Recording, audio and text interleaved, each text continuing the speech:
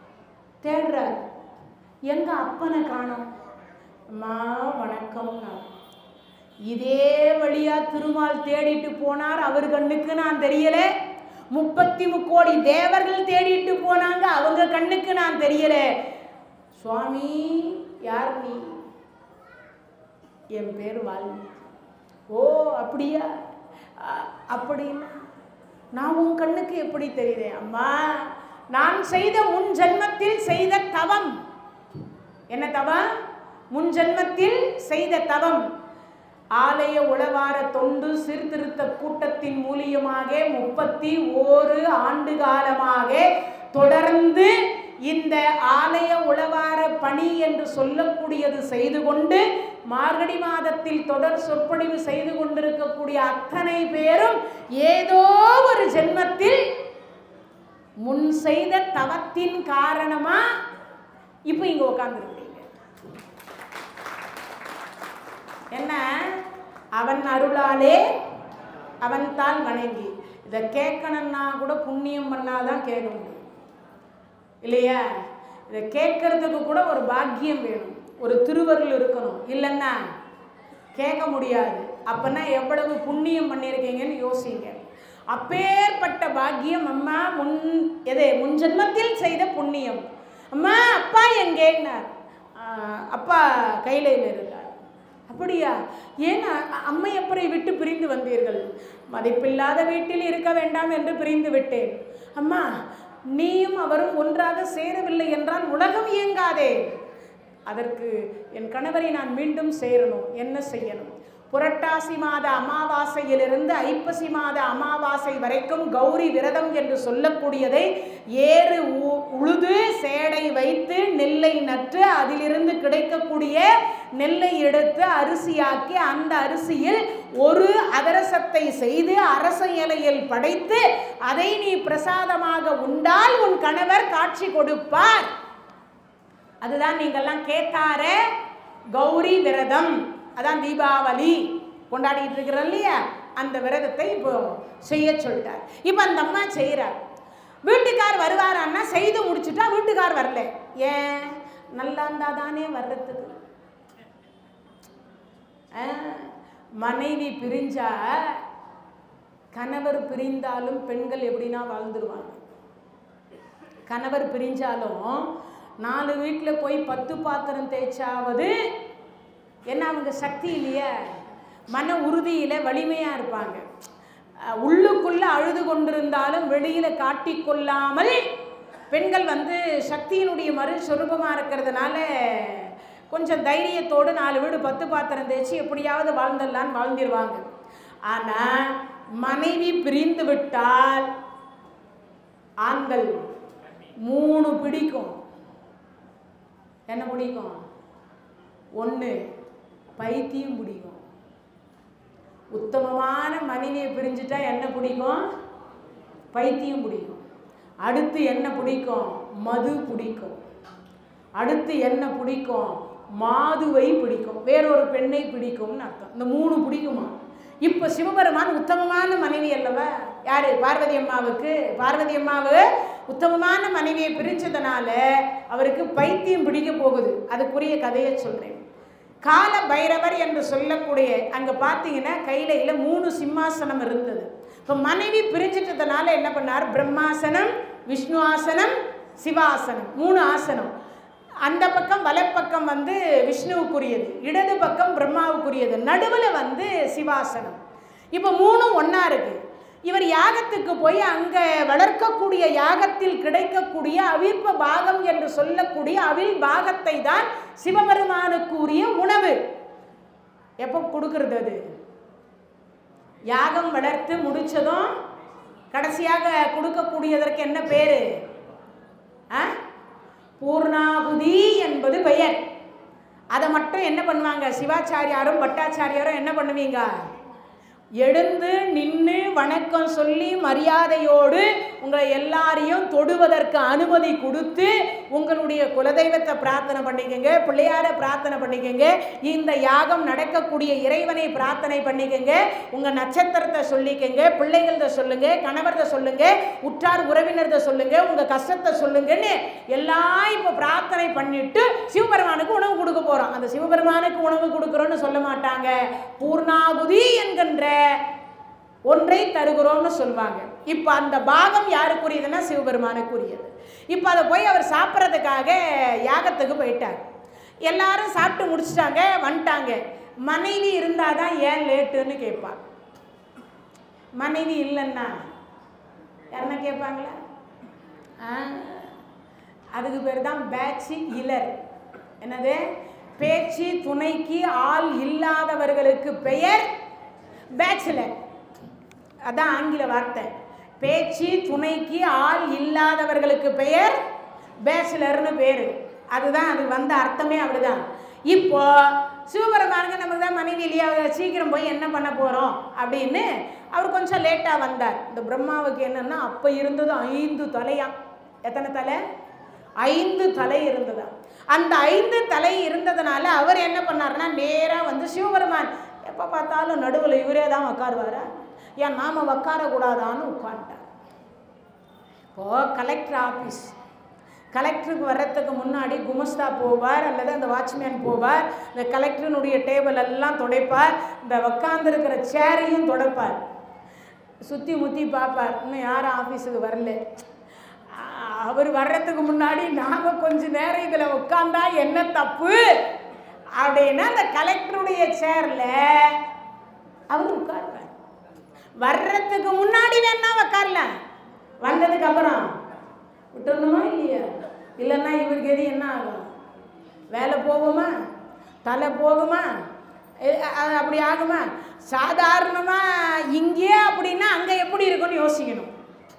இப்போ இவர் போனார், சிவபெருமான் போனதை பார்த்தா என்ன இது நம்ம சேரில் யாரோ உட்காந்துருக்கிற மாதிரி இருக்கு. ஓ பிரம்மாவா, சரி நான் வர்றதுக்கு. அவர் சிவபெருமான் எதையுமே விருப்பம் கிடையாது வெறுப்பும் கிடையாது அவருக்கு. யாருக்கு? விருப்பு வெறுப்பு இல்லாத ஒரு பெருமான் சிவபெருமான். எதன் மீதும் பற்றும் வைக்க மாட்டார், எதன் மீதும் பற்றற்றும் இருக்க மாட்டார், அப்பேற்பட்ட ஒரு பெருமான். அப்போ இவர் பார்த்தாருப்பா, அது ஏன் சேர் பக்கத்தில் உட்கார், உங்களுக்கு 5 தலை எனக்கும் 5 தலை, நான் எதற்கு 5 தலை? தமிழை கொஞ்சம் கையாளுற பொழுது கொஞ்சம் பார்த்து கையாளணும், இல்லைன்னா கொஞ்சம் மாறி போயிடும். இவர் சொல்லிட்டார், எனக்கு 5 தலை உங்களுக்கும் 5 தலை, நான் எதற்கு 5 தலை? சொன்ன அடுத்த வினாடி பார்த்தார், ஓ இது தலை தான் பிரச்சனை போகுது, ஏப்பா உன் பிள்ளைக்கு சொல்லக்கூடாதான்னு நாராயணர்கிட்ட கேட்டார். நாராயணர் சொன்னார், நான் நீங்கள் வர்றதுக்கு முன்னாடியே நல்ல புத்திமதியெல்லாம் சொன்னேன். இப்போ உங்ககிட்ட சொன்ன மாதிரி அவருக்கும் 5 தலை எனக்கும் 5 தலை, நான் எதற்கு 5 தலைன்னு சொல்லிட்டார். அதனால் தலை தான் இதில் பிரச்சனையா, அதனால் ஒரு தலை எடுத்துவிட்டா முடிஞ்சிடும் எல்லாம்னார். சிவபெருமானுக்கு சண்டை போட தெரியாது. என்ன தெரியாது? சண்டை போட தெரியாத ஒரு பெருமான். யார் அவர்?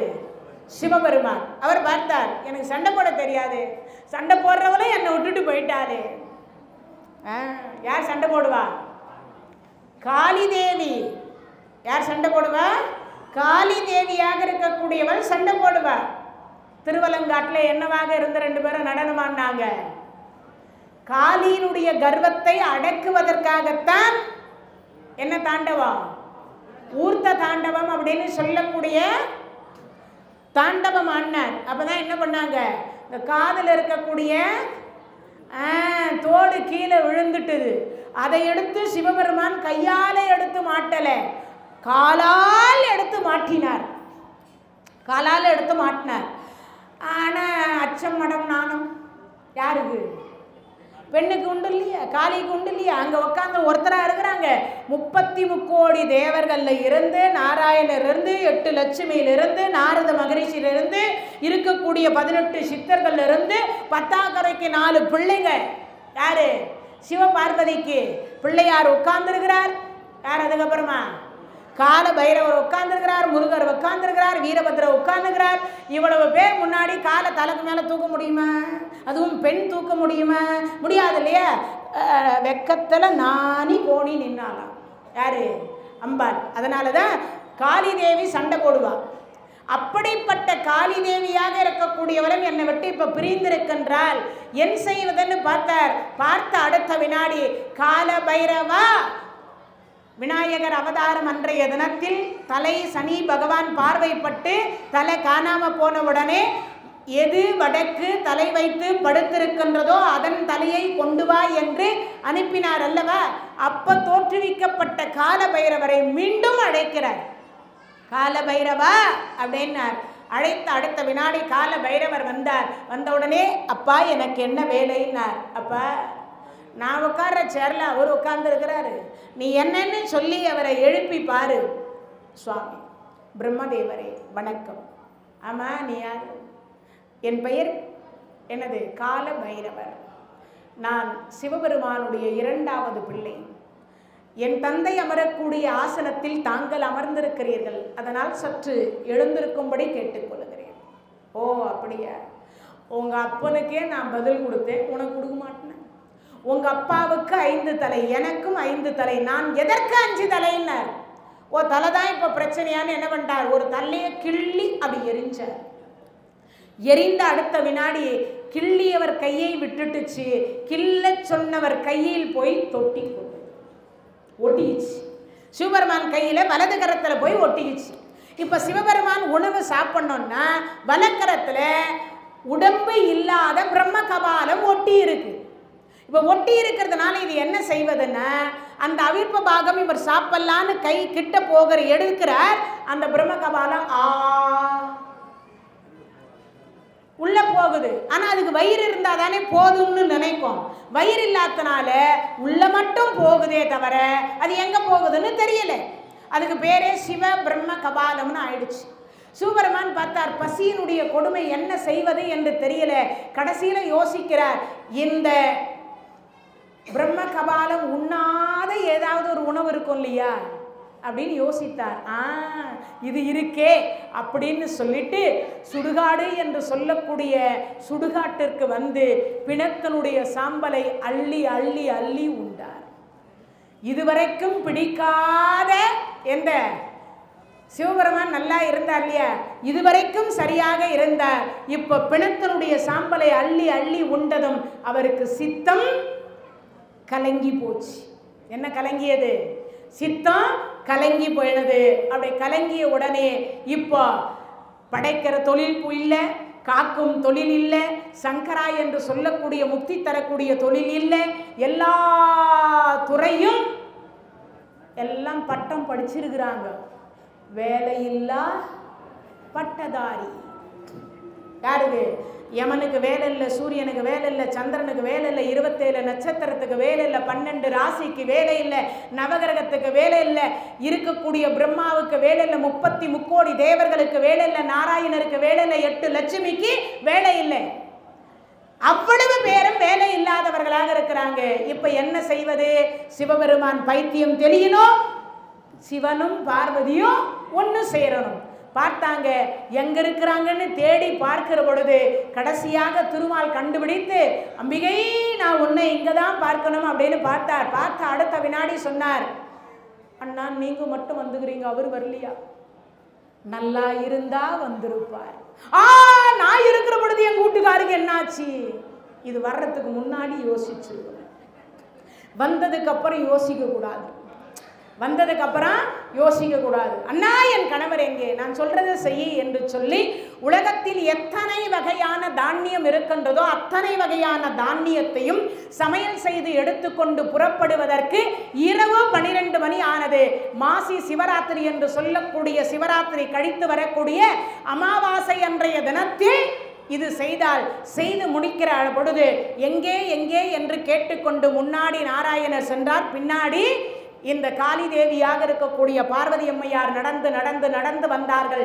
அப்படி நடந்து நடந்து வந்த பொழுது அப்பதான் பார்த்தீங்கன்னா அவர் பைத்தியம் பிடிச்சி பிணத்தினுடைய சாம்பலை அள்ளி அள்ளி அள்ளி உண்டு கொண்டிருக்கிறார். அப்படி உண்டு கொண்டிருக்கின்ற பொழுது நான் இருக்கிற பொழுதே என் கணவர் இப்படிப்பட்ட உணவை உண்கிறாரே, அண்ணா என்ன செய்வது? அம்மா, இது அனைத்துக்கும் காரணம் அவர் கையில ஒட்டி கொண்டிருக்கக்கூடிய பிரம்ம கபாலம். உன்னுடைய எது உருவத்திற்கு உன் கைக்கு எவ்வளவு அன்னம் வருமோ அவ்வளவத்தையும் ஒன்றாக சேர்த்துட்டு 3 உருண்டை உருட்டு அப்படின்னு சொல்லி 3 உருண்டையை உருட்டி ஒரு உருண்டையை யாருக்கு கொடுக்க வச்சார்? அந்த பிரம்ம கபாலத்துக்கு கொடுத்துட்டார். 2வது உருண்டை பிரம்ம கபாலத்துக்கு கொடுத்துட்டார். 3வது உருண்டையை மூக்கு கிட்ட வரைக்கும் கொண்டு போன அம்மா நிறுத்துனார், தங்கை நிறுத்துனார். நிறுத்தி அடுத்த வினாடி பார்த்தார். அண்ணா, இதையும் அதுக்கு தானே கொடுக்கணும். இல்லை இல்லை, உன் தலைக்கு மேல் தட்டி இறைப்பாயாக அப்படின்னு சொன்னார். அந்த அம்மா அந்த 3வது உருண்டையை தட்டி அப்படி இறைக்கக்கூடியதுதான் இன்றைய தினத்தில் மாசி மாதம் சிவராத்திரி கழித்து வரக்கூடிய மயான கொல்லை என்று சொல்லக்கூடிய வழிபாடு என்று சொல்லக்கூடியதை செய்து கொண்டு வருகிறீர்கள் இல்லையா? அப்படி அந்த இறைத்த அடுத்த வினாடி அப்படி கையில் இருந்து இறங்கி அந்த பிரம்ம கபாலம் ஒவ்வொன்றா அந்த அன்னத்தை எடுத்து எடுத்து உண்கிற பொழுது கையில் இருக்கக்கூடிய சூலாயுதத்தினால் அதை வதம் பண்ண போன உடனே அந்த பிரம்ம கபாலம் சொன்னது, சற்று நேரத்துக்கு முன்னாடி தான் நீ எனக்கு உணவு கொடுத்த. மாதா பிதா குரு தெய்வம் சோறு போட்ட நீயே என்னை கொல்லலாமா? அப்படியானால் என் கணவர் கையை தொடாமல் இருந்தால் உன்னை நான் கொல்ல மாட்டேன். அது எப்படி? உங்க வீட்டுக்கார் கையில் இருக்கிற வரைக்கும் தான் சிவபர்ம கபாலம்னு எனக்கு பெயரு, அதனால உங்க வீட்டுக்காரை தொடுவேன். அப்படின்னா நான் உன்னை கொல்லுவேன். நான் ஒருத்தனா இருந்தா தானே நீ என்னை கொல்ல முடியும். நான் 1000 பிரம்ம கபாலம் ஆகிறேன்னு ஏற்கனவே அந்த சுடுகாட்டில் செத்து போன மண்டை ஓடுகுது இல்லை, அத்தனை மண்டை ஓடியும் எழுப்பி விட்டுருச்சு. அது அந்த மண்டவோடெல்லாம் எழுந்து நான் தான் பிரம்ம கபாலம், என்னை கொல்லு, நான் தான் பிரம்ம கபாலம், என்னை கொல்லுன்னுது. இந்த அம்மா பார்த்தா தன் கோபத்தில் இருந்து பத்ரகாளி என்று சொல்லக்கூடிய காளியை அவதாரம் செய்ய வைத்து ஒரு ஊசியும் ஒரு நூலையும் கொடுத்து இந்த கபாலத்தை முழுவதுமாக அதில் கோத்து மாலையாக அணிந்து கொண்டால் உண்மையான பிரம்ம கபாலம் பூமிக்கு அடியில் நின்று விட்டது. நின்ற அடுத்த வினாடி அந்த பிரம்ம கபாலம் சொன்னது, தினமும் இது போல் எனக்கு உணவு கொடுத்தால் நான் உன் கணவர் கையை தொடமாட்டேன். பொழுது நான் தராவிட்டாலும் என்னுடைய குழந்தைகளாக இருக்கக்கூடிய இந்த பூமியில் இருக்கக்கூடிய குழந்தைகள் ஒரே ஒரு சுடுகாட்டிலாவது இந்த மயான கொல்லை என்று சொல்லக்கூடியதை செய்வார்கள். இது சத்தியம் அப்படின்னு அம்பாள் வாக்கு கொடுத்தார். அதுக்கு அந்த பிரம்ம கபாலம் சொன்னது, ஏதேனும் ஒரே ஒரு சுடுகாட்டில் கூட இந்த என்ன கொடுக்கல, இந்த உணவு கொடுக்கலன்னா மீண்டும் உன் கணவர் கையை தொடுவேன் என்று யார் கொடுத்தது வாக்கு? அந்த பிரம்ம கபாலம் சொன்னது. அதிலே இருந்து இந்த பிரம்ம கபாலம் விட்ட உடனே சிவபெருமான் சொன்னார், நான் எங்க இருக்கேன்? சுவாமி, நீங்க இங்க தான் இருக்கிறீங்க. என்ன நடந்தது அவருக்கு தெரியாதா? என்ன நடந்துச்சுன்னு எல்லாம் தெரிந்து கொண்டும் நாராயணனுடைய திருவாயினால கேட்டு அதற்கு பிறகு சொன்னார், எனக்கு பைத்தியம் பிடிச்சிருக்குன்னு உடனே என் மனைவி என் பைத்தியத்தை தெளிவிச்சா இல்லை, அம்மா உனக்கு என்னம்மா வேணும், உனக்கு என்ன வேணும்? இவ்வளவுத்துக்கும் காரணம் அந்த பிரிங்கி மகர்ஷி உங்க மார்பை துளைத்து உங்களை மட்டும் வண்டா வந்து சுத்திட்டு போனதனால தானே இவ்வளவு பிரச்சனை. இனிமேல் யார் வலம் வரதா இருந்தாலும் 2 பேரையும் சேர்ந்து வலம் வரட்டும். உங்க அங்கத்தில் எனக்கு சரி பாதி கொடுங்க அப்படின்னு அந்த அம்மா கேட்டா. அந்த சரி பாதி கொடுத்த இடம் ஈங்கோய் மலை. அந்த சரி பாதி கொடுத்த இடம்தான் ஈங்கோய் மலை. இன்னும் ஒரே ஒரு வரலாறு இருக்கின்றது. சுந்தரமூர்த்தி சுவாமிகள் என்று சொல்லக்கூடியவருக்கு அருள் செய்த ஈங்கோய் மலை என்று சொல்லக்கூடியது. அந்த வரலாற்றை நாளைய தினத்தில் பார்ப்போம் என்று கூறிக்கொண்டு, நாளைய தினத்தில் இந்த ஈங்கோய் மலை அதனுடைய வரலாறும், அடுத்ததாக 32வது பீடமாக இருக்கக்கூடிய புஷ்கரம் என்று சொல்லக்கூடிய காயத்ரி மந்திரம் பிறந்த இடமாக இருக்கக்கூடிய காயத்ரி பீடத்தையும், ராஜஸ்தான் மாநிலத்தில் இருக்கக்கூடிய அந்த பீடத்தை நாளைய தினத்தில் தரிசிப்போம் என்று கூறி, இவ்வளவு நேரம் இந்த நிகழ்ச்சியை கேட்டுக்கொண்டிருந்த அனைத்து அடியார் பெருமக்களுக்கும் எல்லாம் வல்ல இறைவன் எல்லா வளங்களும் நலங்களும் தந்திருந்து நோயற்ற வாழ்வும் குறைவற்ற செல்வத்தை தர வேண்டும் என்று சொல்லி வேண்டி பிரார்த்தித்துக் கொண்டு, தென்னாடுடைய சிவனே போற்றி, எந்நாட்டவர்க்கும் இறைவா போற்றி, வெற்றிவேல் முருகனுக்கு அரோகர. நன்றி, வணக்கம். இந்த தகவல் உங்களுக்கு பிடிச்சிருந்தா லைக் பண்ணுங்க, உங்க ஃப்ரெண்ட்ஸுக்கு ஷேர் பண்ணுங்க, மறக்காம எங்க சேனலுக்கு சப்ஸ்கிரைப் பண்ணுங்க.